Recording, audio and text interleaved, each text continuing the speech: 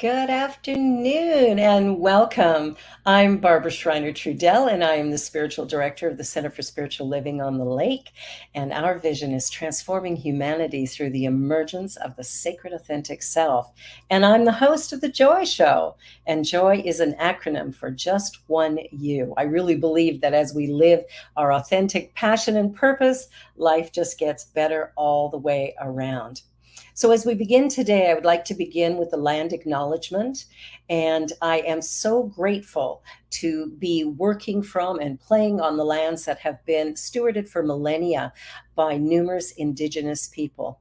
And I know that this place has been home of the Indigenous and Indigenous nations long before colonial documentation of time, and is specifically the land of the Wendat, Anishinaabe, the Mississaugas of the Credit, and the Haudenosaunee. I am so grateful to be able to spend time on this beautiful land and to honor and respect its heritage. Well, today I'm super excited. My guest today is the Reverend Dr. Dennis Merritt Jones. He is an international teacher, speaker, and author, really well known for his books. He is comfortable speaking to any audience on spiritual inspiration, whether it's secular, motivational, or something deeply spiritual. He knows that using the understanding of universal principles to draw upon gives us a great sense of understanding and deepening our relationship with life itself. So I am super grateful to have Dennis Merritt Jones with us today. Dennis, welcome. I'm Hey, so my friend. glad you're here. Me too. Thank you. Oh, I'm so grateful. Now, you have done many, many things, and I thank you for your mentoring because you've been a great part of my life over the last few months. And the books that you have authored are just so easy to understand, so beautifully simple, and it's like a roadmap to living. Can you share a little bit about the books you've got and what the Oh purpose gosh, of sure. I can give you a kind of a nutshell, an overview. that? My first book that actually was published by a major publisher was The Art of Being: 101 Ways to Practice Purpose in Your Life. And that book is essentially designed to give the reader an experience of the fact that to realize that their purpose is not a point of arrival. The purpose is found in every given moment. Whatever it lies in front of us is where our purpose for that moment lies. And our job is to be so present in the moment that we can become available to what that moment has to present to us as an opportunity to express our highest being, which is our purpose for being here is to be the vessel through which and as which infinite intelligence unfolds itself and expresses itself in unique ways. Second book would be The Art of Uncertainty. And Mm, this book has been probably the best seller of all of them because let's face it, uncertainty is something that is universal right now. It has been for the last number of years. This book was written like 10, 14 years ago, something like that, and it's still selling lots of books because uncertainty is as big now in the collective consciousness as it ever has been. So maybe even more so more after so, yeah, COVID and stuff, right? yeah. So the book, yeah, it is.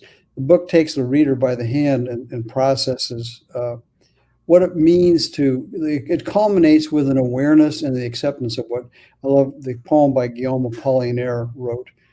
Come to the edge, he said. They said, no, we're afraid. Come to the edge, he said. They came. He pushed them and they flew. And Yes. that's the point of the book is that we have to learn to come to the edge. We can't create anything new from within the box that we already know. We have to step outside of the box into the unknown, which is where creation takes place. Well, and that's what's so exciting about the work that you do with your books and such is that it really helps people to get to that place of letting go Yeah. and really getting into the moment, whatever that looks like, What, and standing yeah. strong, right? Which is difficult for the average bear. The third book is titled "You're Redefining Moments," and the subtitle is "Becoming Who You Were Born to Be." I love this book because what it does is it takes the reader back to who they were the moment they were born, before the world got a hold of them and started slapping all kinds of labels on them, Yeah. including our gender, our race, ethnicity. And as we grew, we got more and more labels slapped on us, tall, short, fat, skinny, smart, dumb, ugly, rich, poor. The labels go on and on and on. So the book is designed to take the reader back to who they were before all those labels were slapped on us, and to realize that at that beginning point of who we came here to be was pure essence of divine intelligence and love, and to learn how to redefine ourselves in this moment based on that definition rather than what the world has told us we need to be in order to be loved and approved of Yeah, that's and accepted. yeah. And then go ahead. I'm sorry. No, I was just going to say that's so perfect. I have a daughter who's 17, and I remember what she was like right before she went into school. She was fearless. Mm. Like she would just take the world by the reins and be her fabulous self. And when she got into school, she started to pull back. Now, Mm. fortunately, she's been in this teaching for all of these years. Yeah. So she has a strength within her that is just remarkable. But I love this because this is a book I might introduce to my youth group that's starting next month Yeah. because again, they're getting messages that tell them they're not good enough, or, Yeah. they need to dress in a certain way, or they need to act in a certain way, or they have to speak in a certain way. And they're being, sort of pushed and pulled by society. And, giving them a roadmap back to truth would be a really powerful starting place. I think I'll Well, pick up. I agree with that. I dedicated this book to my daughter Yeah.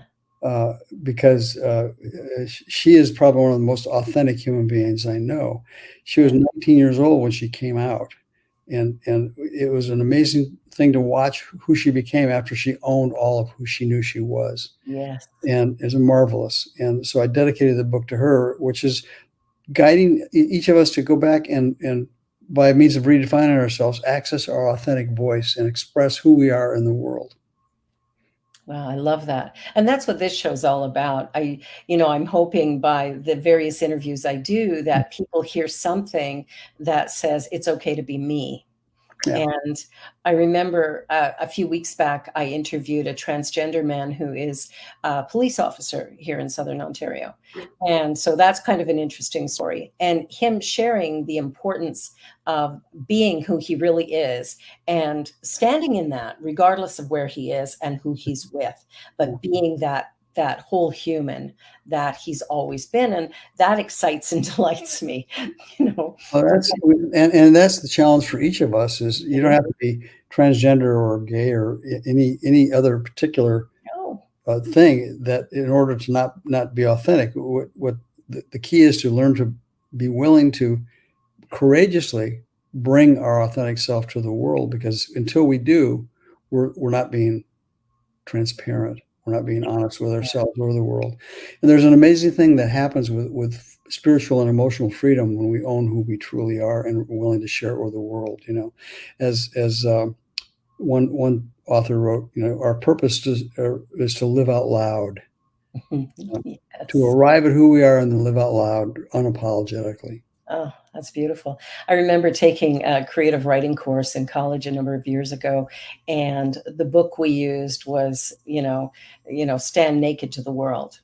And Mm. that's such a great vision to me in that allows for our vulnerability, that allows for that raw possibility. And as a creative writer, you have to do that. You have Well, to kind of put well, your as you know from the circles that we're in, one of the things about writers is they have to get used to the idea that not everybody's going to love what they say or do. And if they're same not, ministers. yeah, yeah, well, yeah, and until you become a little bulletproof in that regard, if you're feeling like you need everybody's love and approval in order just to succeed, you'll never make it. Exactly, exactly. All right, what other books have you got? Let's see here, The Art of Abundance. There's the one before this is the Art of Abundance. I don't know if you have the graphics for that or not. The Uh, Art of Abundance is, yeah, there it is. It's a book about, there's this interesting story behind this, Barb. I don't know if I have time to tell the yeah, story. go ahead, yeah. After I'd finished Your Redefining Moments, my publisher came to me and said, "What's next? What's the next book you're going to do?" And I was kind of, I wasn't really clear where I wanted to go. And he said, "I got an idea. Write a book about prosperity." And I had the minute he said that, I had this vision of The Secret popping up in books like that, and I said, Mhm. "No, that's not my bag. I don't." Then I thought about it, I prayed on it, and I realized that there was something that was missing in a lot of the teachings about prosperity, and that's the principle of abundance. Exactly. And so what I did through my own unfolding and research, I came to grips with the idea that life, the universe is based on the principle of abundance. There's no shortage of anything. So abundance is a principle, and prosperity is the demonstration or the manifestation of that abundance in specific forms. So we can be prosperous in a number of ways, not just what's in our wallet, but the quality of friends that we have in our lives, and health, and so many different ways that we can have an abundant supply of whatever's good. So that's the book, and it's been well received. It won the Nautilus Silver Award, which is a really nice acknowledgement for the book. That's beautiful. And I've got a group running tomorrow that we're doing a book study on this particular Well, book. there you go. I'm glad I to do that. love this book. Good. And I mentioned also that all my books have study guides, free study guides that are available for free download on my website if you want. Yeah.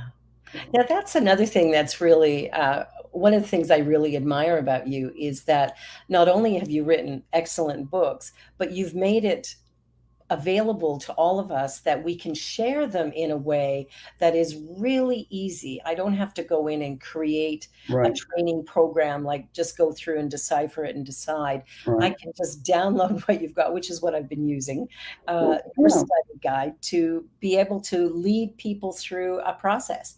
Well, And it's been powerful. as you know, I was a minister of a church for 23 years, and Yeah. I learned in that time that the easier that you can have access to teaching tools, the more likely you are to teach it. Yeah.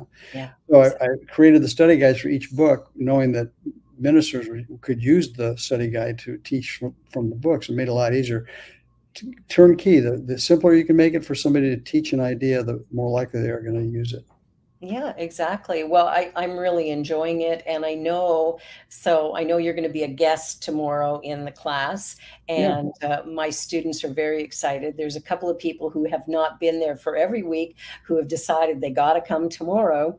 So I'm really grateful that you're going to share your wisdom with them because I think understanding how you wrote the book, why you wrote the book, I think is also a really big part of that book study where people can get an understanding of what abundance is and how do I acquire it.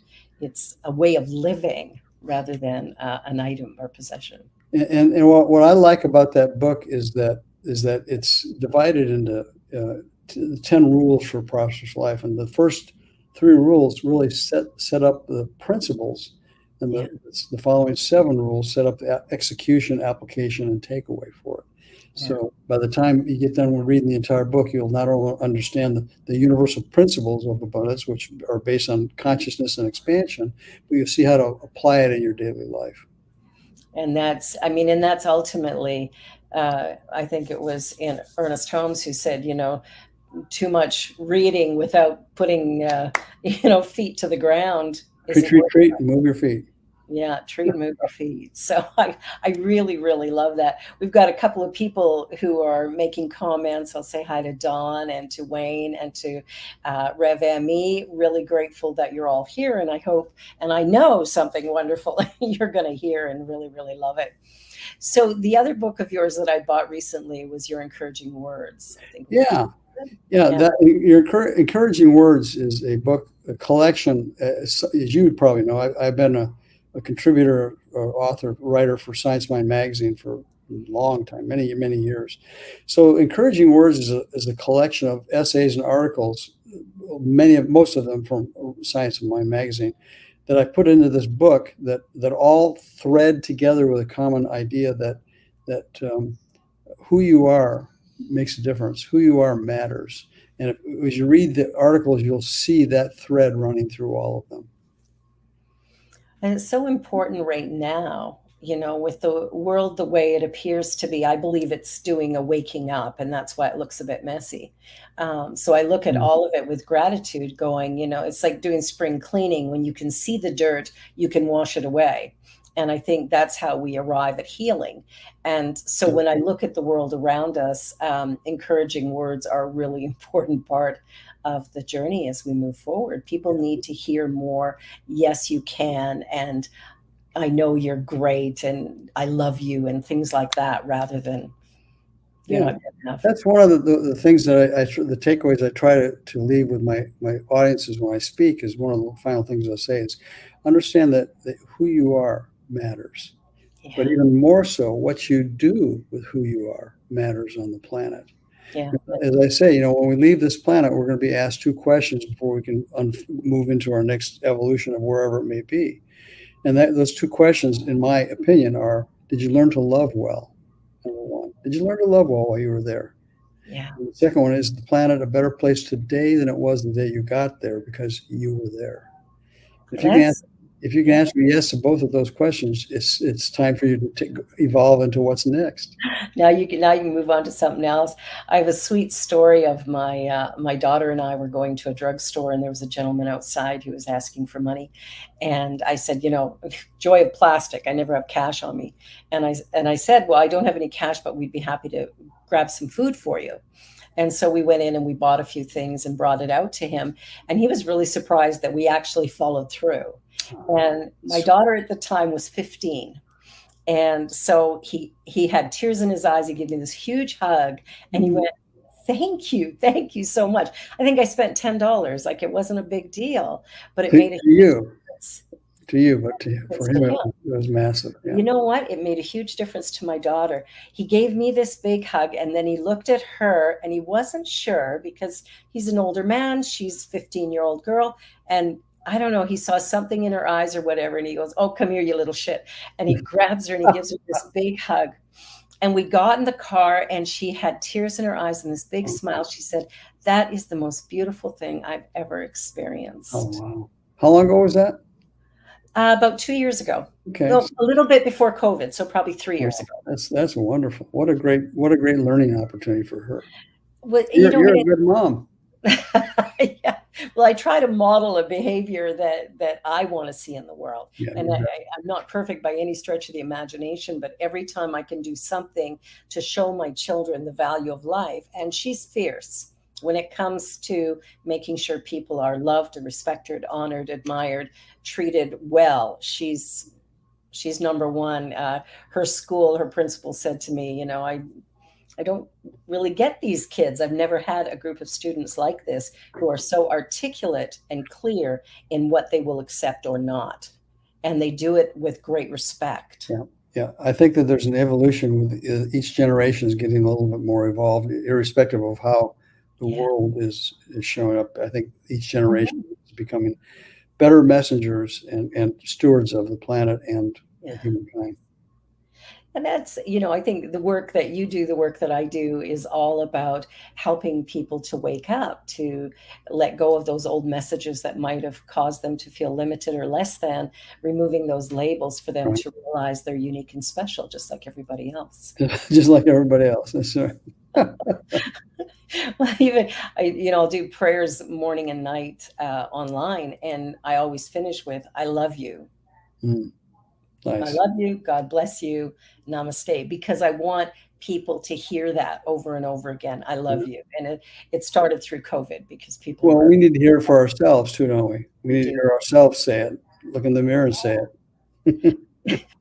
that's a practice that I've given to many people, and some of them don't like it very much in the Yeah, beginning. it's very clear that some people have a tough time loving themselves. Exactly. Oh, and Reverend Karina is here with us. Hey, Reverend Karina, I talked to her just recently. Yeah, yeah. So she's here from Puerto Vallarta, and I'm not sure where Deja is right now. She's in Mexico City or which place she's in. She travels amongst family. But so, tell me a little bit about your journey to becoming a minister, to becoming an author. Like, what was it for you to find your authentic voice and then to be willing to share it? Well, I discovered science of mind uh, in probably 1977, and I Mhm. was married at the time, and my life was a living hell. Frankly, I don't know how else I can put it. I was transitioning out of a career as a musician into a career in real estate and mortgage banking. In my life, I was not a happy camper, and I was going through some real horrible times as far as emotional, not physically, but emotional relationships and whatnot. And one night I was watching television, and I switched on a channel that I was watching the baseball game, and it was between innings, so I was channel surfing. And the next channel over is this guy sitting behind a desk with a beautiful blue suit on, and his name was Dr. Frank Richelieu. Oh, nice. And he said the words I needed to hear in that moment. One of my fundamentalist friends had me convinced that the devil was after me, Oh, and I was living in quite a bit of fear of that, frankly. And the understood. very first words out of his mouth as I turned at the channel he was on, he said, "Friends, I have to tell you, there is no devil. We create our own devils." And I go, "Whoa!" And that was the beginning of a love affair with science of mind, which Wow. was how many years ago? 40 plus years, And so that was how I began my. I sent away that day for uh, materials. We'll find out where the local church was, etc. Yeah. And I began my attending one of the local Science of Mind religious science churches at that time. And through that affiliation, I started taking classes and learning more and more and more about the principles that we teach in Science of Mind. And I discovered that I was becoming a different person. And how I knew that was some of my friends who I'd known before I discovered Science of Mind, we'd have a weekly poker game. Yeah. And over the months that I started studying the teachings of Science of Mind, my friends would say, "What's going on with you? You're different. You're different. You've changed." And I just smiled. I said, "You're absolutely right." And they were able to observe that who I was being redefined from the inside out as a spiritual sacred being living in this skin suit, this body of flesh and bone. And that was the beginning of my journey. And I began to continue taking classes while I continued to develop a career for myself in real estate and mortgage. And I realized at one point after I finished all my classes, and this is a true story, I was a musician at that time. Also, I was singing down at the Redondo Beach Church one Sunday for Frank Richelieu. He Yeah. pulls me aside, and we're just getting ready to go out on the platform in front of 800 people, 1,000 people. He says, "You finished all your ministerial training, right?" I said, "Yeah." He said, "I want you to go to Simi Valley and start a church." And I knew Simi Valley was a place I knew, and I had no desire to ever go back there. And I said, "No, that ain't going to happen." Yeah. And Barbara, he leaned into me. He put him up against the wall. And he put his finger on my chest, and he says, "You never know. This could be God talking to you right now." I love that. And I said, "Well, okay, I'll think about it." So a week later, I was on the phone with him, asking him for his mentoring to help guide me through the process. He Yeah. was happy to do it, and so that I started the church in Simi Valley in 1985 and stayed there for 23 years. Grew a wonderful church. Turned over the keys to Dr. Jim Lockhart, and he was there for 7 or 8 years, and now it's another minister, Stephen Rambo, is operating the church, and the church is doing wonderfully. And so it's all good. And here I am doing what I'm doing today. That's wonderful. It's interesting. Our paths are similar because while I was studying for ministry, when I found Science of Mind, I was actually in a really destructive marriage, and life was hell, absolutely. And a friend of mine told me about it. And the first time I walked in, it was Arlene Bump, who was the Um, minister in Calgary at the time. yeah, And it was like I felt like I walked into a love fest. yeah. It was like I had this feeling of love. And then it took me a couple of years to change that relationship and get out of it. And when I ended my marriage, my husband started attending the church. He was a very violent man, so I Mm, could not go. wow. And then a friend of mine said, "You know, I haven't seen him in a number of months. I think you need to come." And by then it was the Reverend Carol Carnes who was the minister. Right. So I trained with her for the 5 years of my ministerial training, but at the time I was a realtor. Oh, okay. selling Well, there selling you real go. estate and then, going Location, location, location, baby. exactly. And even starting ministry, because when I was graduated, it was like I knew I wanted to come to Toronto to start a church, but it wasn't really happening. And a friend of mine called me up a couple months later and said, "Why didn't you apply for the church in Vernon?" Hmm. I couldn't remember why I didn't. So I applied, I got that, and that was my first ministry. It was in Vernon, and I served there for 18 months before coming to Toronto to start the first CSL here. Good for you. Yeah, so Quite a it's journey. been a journey, but there's similarities in our path. Yeah. Let's see if I can write great books like you. I don't know. We'll Yeah. see. Well, you know what? That's the wonderful thing about my mentoring is that everybody has a book in them, Yes. and not everybody knows how to bring it forward. That's the problem, you Yeah. know. And so there's techniques and ways to give yourself permission to access your authentic voice is what you need to do. And I'm not talking about the words that come out of your mouth. Your authentic voice is how you express yourself in the world. And once people glom onto that idea and they start exploring their writing and listening to their intuitive self, they come up with some pretty amazing ideas and words and stories and whatnot to help put wheels on their books. Well, it's exciting. I've been doing the journaling since I started the mentoring course with you. And that has really been a great practice because when I go back and read it a week later, I'm like, I said that. you know? And there's other stuff I'm going, oh, okay. Oh, yeah. Hey, Oh, wait till you write. I'm rereading several of my books now because I'm going to be going out doing some presentations on them. yeah. And I had some of these books I haven't read in a long time, and I read a passage. Did I write that? Man, that's really good. I don't remember that. Wow, I'm doing pretty good here. Well, we're going to take a short commercial break and then we'll be right back. So, you're watching The Joy Show, everyone. And Dennis Merritt Jones is my wonderful guest today. And just hang around. We'll be gone for a minute or two and be right back. Thank you for sharing the time with us.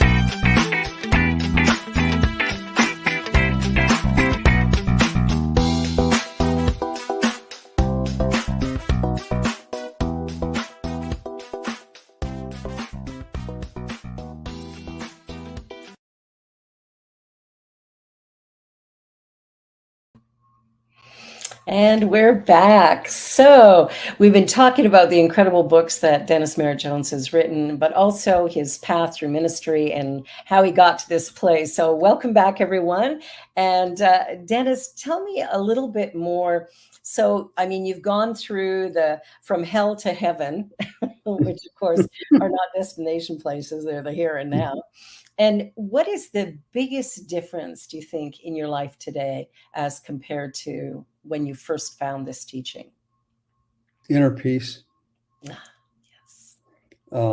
That's I learned, early on to communicate that peace is possible for everybody. But the world peace is not going to happen until every human being has found inner peace within themselves. We know that. Yeah. That's why I sign all my communications and my letters, peace, Dennis, Peace. because I Yeah. want to affirm it's an affirmation for me. But probably what I grew to understand, Barbara, is that I'm not going to change the world by beating on it. I'm not going to. That won't work. The only way to change the world is become part of the solution, not the problem. In Yeah. order to do that, how I understand my role in it is that I participate in adding something to the collective consciousness on a daily basis. Yeah. Collective consciousness meaning the sum total of the humankind, that the consciousness that surrounds the planet, with contributed to by every human being who's ever lived and is living now. And so the more people that can contribute something to the collective consciousness that is established in peace, harmony, balance, equanimity, kindness, compassion, the world slowly will become more acclimated to those ideas. You wouldn't think so by what we see on the news right now. That the world's, it appears though it's on fire and it's really falling apart. But we have to know that, as the great teacher said, this too shall pass. Yeah. This too shall pass. So for me, the greatest shift has been inner peace, which doesn't happen by snapping your fingers. It happens by deepening your sense of who you are in relationship to the whole, WHOLE, the Yeah. presence, God. And the more I over the years, I've been able to personalize that and eliminate any belief in separation between myself and infinite God, infinite intelligence, God, beloved, whatever you want to call it, the more inner peace that I was able to claim in my own life. And I try to remember that as I teach people and I work with people and talk to people, that peace is a possibility that is always there in every given. It's kind of like silence. You may hear noise going Yeah. all around you, but underneath it, there's peace. If you strip away the noisemakers, peace is there. So my job is to consciously strip away the noisemakers, watching the news and going, and really come back to that place of experiencing my oneness with something that's larger than myself, that is, in my opinion, infinite love. I agree. I agree. And it's interesting. I mean, Gandhi said years ago, be the peace you want to see in the world, right? And I sign everything with love, and it's because that is that uniting force. And it's interesting how whatever seems to be lacking from our experience sort of calls us into, as we redefine, as we go back to the beginning, we realize that we always were that, whatever that message is. My husband is a comedic actor, and he grew up in a home where there wasn't really a lot of joy, and he's bringing joy and laughter, especially to children and different communities, like being that very present, joyful presence and finding humor in the most unusual places. We're driving down the street and you'll Yeah. see a sign that's written kind of differently, and he'll read it, but the way he reads it causes a big laugh. And there's just something about that. And for me, I always felt, I went through this journey of my life where I never felt loved. It's Mm. like, what is that? And so I had to find it for me and to love myself, which then has allowed me to find love for others to be super easy. But it's that journey. And I think, when we think about the news, I don't watch the news because Yeah. I just cannot. And with that 24-hour news cycle, it's like You're one story, bombarded. Yeah. yeah, one story's repeated 1,000 times. So now it sounds like 1,000 stories. Yeah. That's because they drama sells, you know. That's Yeah. that's simple. I love the title of your show, The Joy Show.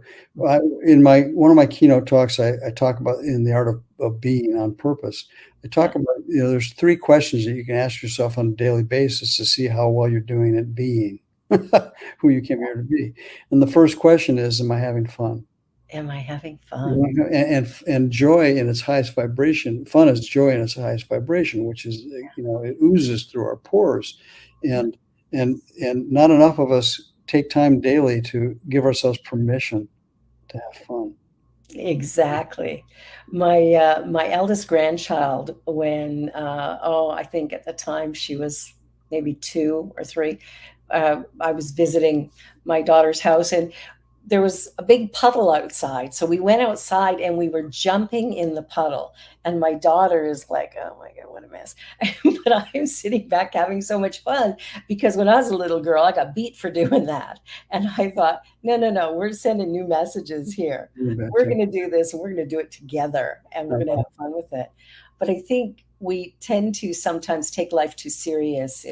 We You think think? it's, yeah, just a guess. But it's like relaxing and going, this moment is what this moment is. Well, And I have a theory: high involvement and low attachment. Be highly involved in the present moment and whatever you're doing, and hmm don't be attached to the results and how it ends up, and you're going to be happy. Exactly right. I shared with you at the beginning of the show that, oh, look at Oh, this. there's one of my teachers right there, Mac Doodle. He's laying right at my feet here. Right Oh, what a doll. He's so cute. now. He's a Yeah. great teacher. Dogs are marvelous teachers of principle. To be Oh, present in the moment, unconditionally loving. They don't speak badly of anybody. They don't gossip. There's all kinds. All he does is check his P mail every day when he's out on his walks. So, and isn't that the best? yeah, I have a little dog, a little Jack Cheat, and we go out for walks twice a day. And when we go out, man, I don't get much walking in. I'm doing a lot of standing while he's yeah, sniffing. yeah. That's what dogs do. That's how they communicate. It is. It's so good. That's such a great photo. I love Yeah, that photo. thank you. Yeah. And Yeah, what's your dog's name? Mac Doodle. Mac. Mac Doodle Super Poodle. He's half golden doodle and half labradoodle, which makes Oh, him a double doodle. double doodle. I love that. I love it. How Incredibly could you smart, not be athletic. joyful? Talk about playful, man. He's 12 and a half years old now, and he still just has this just kind, gentle spirit that he's Wow. always ready in the moment to play too. Yeah. Yeah, that's ours too. Ours is 11. And, as soon as he gets a little bit excited, that tail is just moving so fast. You wonder, like, how on earth can he move it as Yeah, fast as he does? But it's so cute. And he brings joy. He brings joy everywhere he goes. And he's really a peaceful little quiet guy, even though he's Jack Russell Chihuahua mix. yeah. I He's have like quiet and calm. my friend Alan Cohen wrote a book called once called "Are You as Happy as Your Dog?" I love Alan Cohen. I've got his Joy is Your Yeah, he's Compass, a or good Joy guy. is my compass. Yeah. Yeah. I think dogs are a great example. Not cats so much. I have two cats, but they're a little more standoffish. But the dog is like always ready. Like he'll be sound asleep by the door, and I'll go up and jiggle his leash or say, "Hey, Cyrus," and he's like, Yeah, "Let's go." and they don't put a guilt trip on you because you went away. They're just happy to see you. Exactly, exactly, all the time. I think that's one of the things that I would like to see more of when it comes to our children is that we reduce some of the pressure that we place on them Mhm. and allow them to find their rhythm and their unique voice as young as possible rather than going you have to do this or you have to do that or you have to be this or don't make a noise in church because you might offend Right. somebody over here. It's like churches should be, in my mind, I love my spiritual center and I want it to be as noisy as can be. It's like let's bring life to this place rather than it has to be rigid and stuck down. I mean, little children make noise and they should be allowed to. Okay. There's two schools of philosophy on that. I agree with what you're saying, which is why we built in a crying room at the back of the Yeah, sanctuary, so kids can be part of the that's service great. with their parents, and Yeah, still the joy and noise from the kids did not invade on those people who didn't have kids or wanted to. exactly. Yeah. Yeah. So it was trying to find a balance between the two. Yeah, and I think that's really great when there is a room, especially for babies, because that can be more distracting. But a little one who's standing up on the pew and looking at the person behind them and smiling, like that to me is just joy expressed.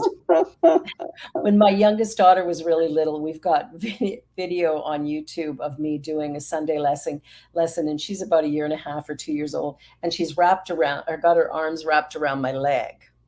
And I never used a podium. I'm just speaking.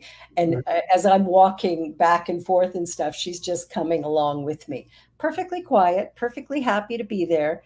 But yes, some people were not crazy about it. And other people thought it was adorable. If you can maintain your focus in doing that, that's God bless you. My focus was laser. Like there was no problem with it at all. And I think it may have even helped some people to begin to realize that it really wasn't, she wasn't doing anything distracting to me. And why would she distract you? Well, you know, You know, the teacher Jesus really counseled us on it. He said, "Suffer the little children, be like children, be childlike." You know, which yeah, means that watch what a child does, and they do a lot of the same things a dog do. Dogs, me too. they're present in the moment. Their kids are so present in the moment, and Yeah, you know what? They don't judge like adults. We teach them to judge, we teach them to judge, to and criticize, to yeah, gossip, to yeah, hate. yeah, Yeah. And who does that serve? yeah. Like, it actually doesn't serve anyone. And it's, I remember, so my family's really spread out. My eldest daughter is 49, my youngest is 17. So there's a little, Spread a little gap there. just spread out a little bit. But what's interesting with my youngest is it's a very different experience because I'm a very different person today than I was when I had my first three kids. But it's interesting. I was at school because she was having challenges with math. And so I went to the school to speak to the principal and the teacher, and we had this conversation. And at one point in time, the principal said, Genevieve, you've got to give up what you're doing. You've got to, you've got to stop all your extracurriculars. You got to focus on that math. And I'm like, my daughter's a singer and she loves to sing and she has a glorious voice and it's her passion. She sings around the clock. And I looked over at her and I said, sweetheart, you have to pass math. Fast forward to grade 10, and I thought I better talk to the math teacher because she was having trouble in grade 7 and 8. And he says she has such a mathematical mind. Well, music is math. Music is math, of course it is. Yeah. And then in grade 11, which she just finished, her average was 98%. She didn't like her teacher. Her teacher wasn't connecting with her. And it's like I could have said give up music, and Yeah. Yeah. throw down the gauntlet, but I wouldn't do it. Yeah. And music is one of the quickest pathways to the heart too. I have a book. My mom turned me on to a book years ago written by a poet by the name of Don Blanding. And Oh, the book is called "Joy is an Inside Job." okay. Book of poetry that is phenomenal. Matter of fact, I may have two copies of it. If I do, I'll send you a copy of it. Oh, It's that would way be out of print. It's matter of fact, Don Blanding was a student of Ernest Holmes. okay. Okay, so it all fits Yeah, together. literally a friend and student of Ernest Holmes. So the book "Joy is an Inside Job" is really very, very much in alignment with the principles Oh. we teach. Yeah, I love that. I'm finding more and more people, it doesn't really matter where they're coming from or the type of work they do, but there's a whole energy of building bridges. There's a whole thing about coming together and just being honoring and respectful of each other and listening to each other's stories so we find common ground or at least respect for one another so we can be without causing wars and fighting and all the other things that sometimes are That's going that's on. that's a worthy vision to hold to and to Mhm. bring forward. Good. Yeah. Yeah, I heard about, I don't know if you've heard of it. There's a thing called the Human Library. No. And it's where two people sit facing one another and one person tells their story. For about a half an hour, they just share their journey, their life, and the other Well, person simply receives it. It's a library, no talking about without going, oh my God, oh, or, yeah. yeah, that's sweet. And it's a lovely way to get to know because we think we know somebody Yeah. and we don't. Well, Even my husband, 20 years, and I'm still telling him stories he didn't know. yeah, yeah. I refer to that as witnessing somebody. Yes. There's a great story in the movie Shall We Dance? I don't know if you ever saw Richard Gere, Yes, yes. Susan Sarandon, which is a remake of the original. But there's Yeah. a scene in there where he goes off to a dance studio because he's a successful, good-looking attorney, got a beautiful family, he's very happy at home, but there's something missing in his life. So he goes out and he sees a dance studio and he starts taking ballroom dancing lessons. And he's gone every Wednesday night and he's embarrassed to tell his wife what he's doing because he's having so much fun at it and and it's unconventional. And Yeah. so she gets suspicious. She thinks he's having an affair. He's having an affair. So she hires a private eye who follows him to the dance studio and watches through binoculars what's going on in the dance studio. And he comes back and tells the guy, Richard Gere's wife, Susan Sarandon, I found him. He's dancing every Wednesday night with this beautiful woman. And that's the problem with the relationships. You can't trust anybody anymore. It's all about people using each other. And Susan Sarandon stopped midstream. She said, "Wait, that's not it at all." She Yeah. realized. She said, "What we seek is someone to witness our lives." Witness us. Yeah. I And, think and we that's one do. of the greatest gifts Yeah, it is. is, It's a great gift to yeah, to see be each able other. to stand witness to somebody and to know that you as the witness are serving not only as a witness but a mirror. Yeah, exactly. It helps us to acknowledge our own uniqueness, our own places where we may have had an injury or something, but we're willing to come back and start to heal that, where we go, that may have happened in my life, but it doesn't define me. It's Well, like it's also yeah, it's also a way to affirm that who you are matters. If I'm willing to witness you and see the highest and best in you, I'm yeah, acknowledging, whether it's spoken or not, that who you are matters to me. You yeah, know, yeah. that's It's a great honor to bestow on another you individual, bet it is. to be present with them. And yeah, I love that. I love that. That's what I'm working with my children is, I listen to parents sometimes, my child's a lawyer or CPA or doctor or this or that. And I'm going, my kids are all artists, and it's, and some of them are making good money and some of them are struggling financially. I don't care. They're doing what they love to do. So at the core level, there's a great joy that is happening with them. And that to me is a successful life. Yeah. And, as they heal whatever areas they need to, they'll experience more and more prosperity. But the journey that they're on is their journey, it's not mine. And so my willingness, Congratulations as a parent to be able to recognize that and not try to make their journey your journey. I tried that earlier. Yeah, we all have. It doesn't work, does it? It doesn't work. My youngest son was, this great rebel. And finally, at, I don't know, 13 or 14, I was in practitioner training.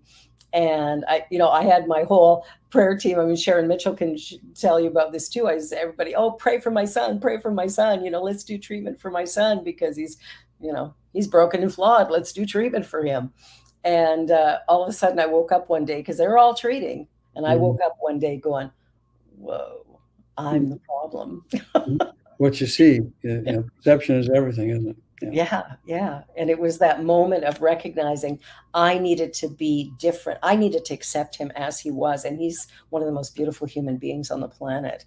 He is such an exquisite person with such great artistic talent and love of humanity. And part of the reason probably that he has unfolded that way is that you saw that in him and nurtured it in him. Good for you. And youth camp, RSI youth Oh camp. gosh, yeah. Yeah, I was a youth advisor back in 1980 something, I went to a couple of youth camps as one of the advisors, and Yeah, those kids are so sharp, so together, and so so remarkable.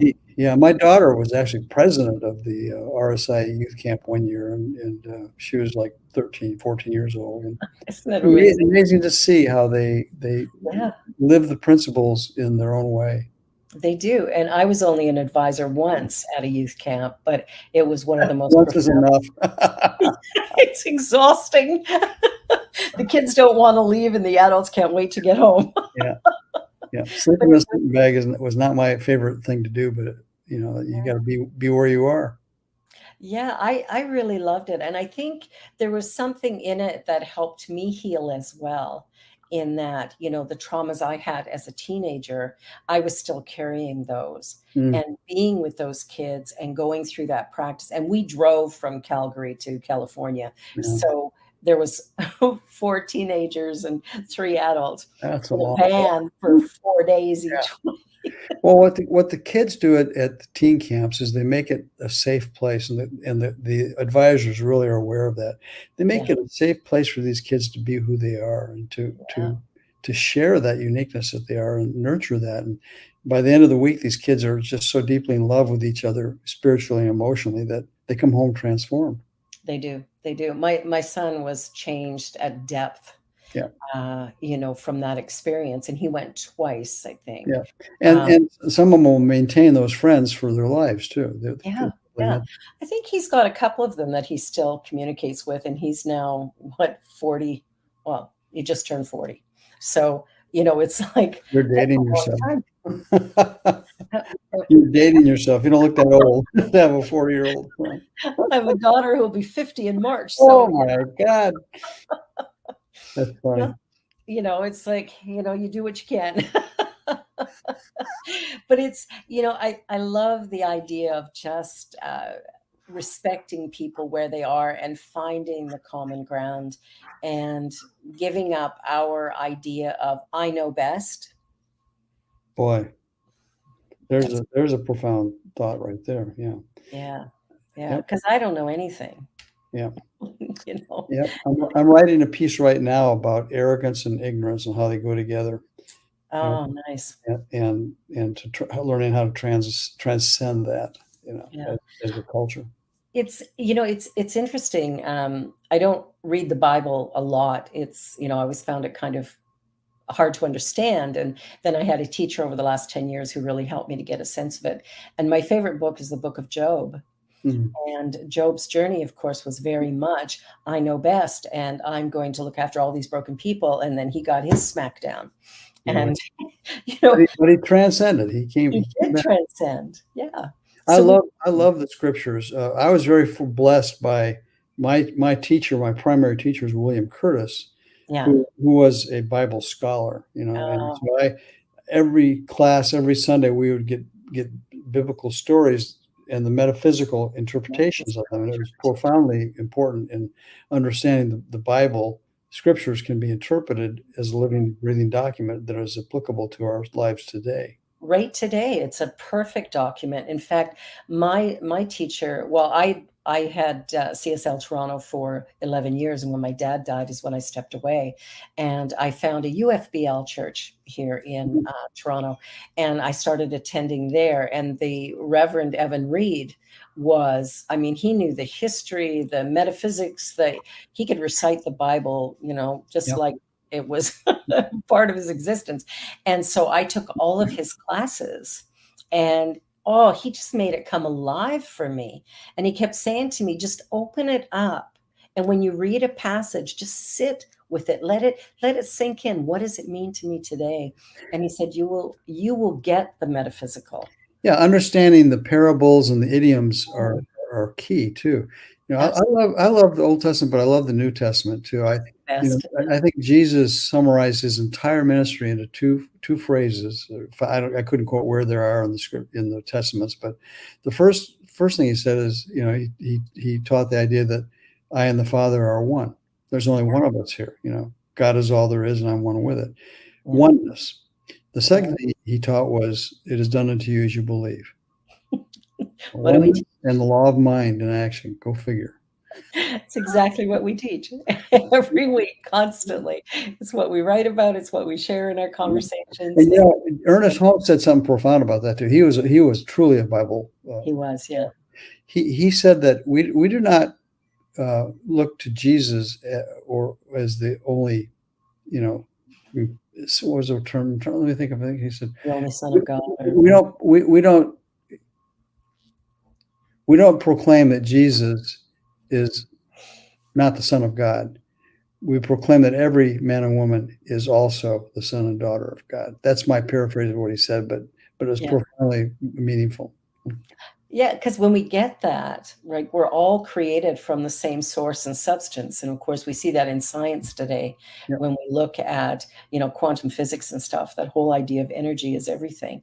And it's, when I read Ernest Holmes and he's talking about the ether, back in the early 1900s, before we had the ability to really see Yeah. what matter Energy. looks like. Energy. Yeah, we can see the energy. It's like I look at that and I go, wow, like this is just juicy, juicy stuff. It's exciting to every time I pick up the Science of Mind, it's like reading a brand new book again.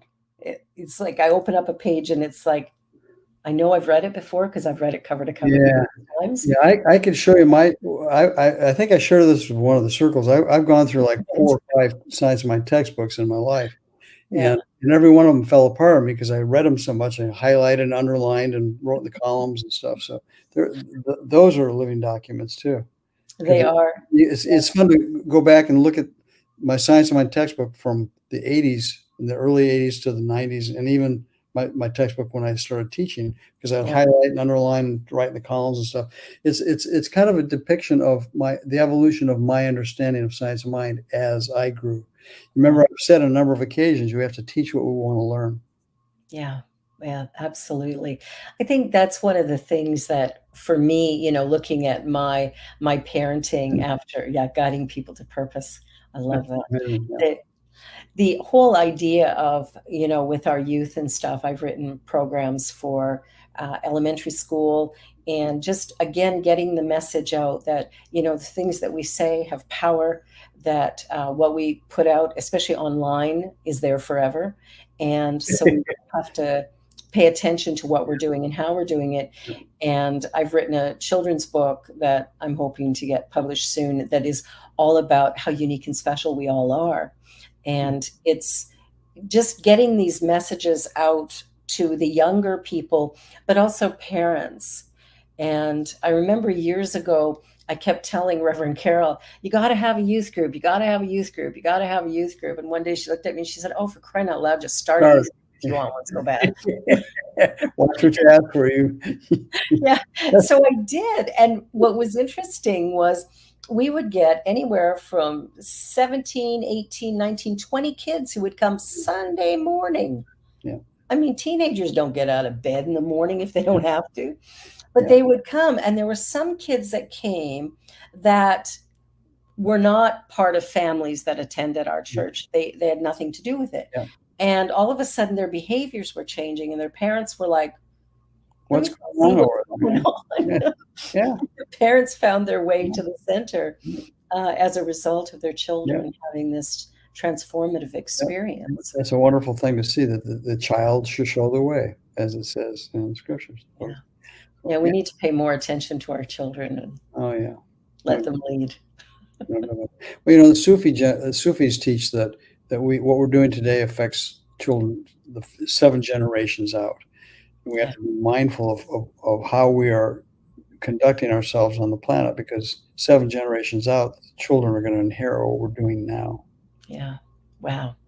Well, let's just be the love and the peace and watch the transformation.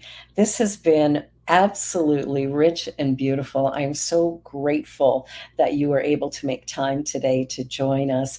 Thank you. And there's a great picture. And I'm really excited that you're going to join the Art of Abundance Book Club tomorrow morning, 10 a.m. Eastern Time, for anybody who wants to join. Send an email to admin@cslonthelake.com and we will send you the link and you can be in that Yeah, conversation. come and join us. Join us. It's free, it's wonderful, and you will get more rich blessings. Reverend Dr. Dennis Merritt Jones, thank you, thank you, thank you. I love you, my friend, and I'm so Thank you. I'm grateful. honored by you inviting me on your program, and you're doing a great job. Keep it up. You're making a difference. Oh, bless your heart. Bless your heart. Well, everyone, that's another show, another week. We will be back next week doing this all over again. Please join us. And hey, stay tuned. You'll see everything on YouTube if you want to watch this show back a second time. Have a great week. I love you. God bless you. Peace. Namaste. Peace.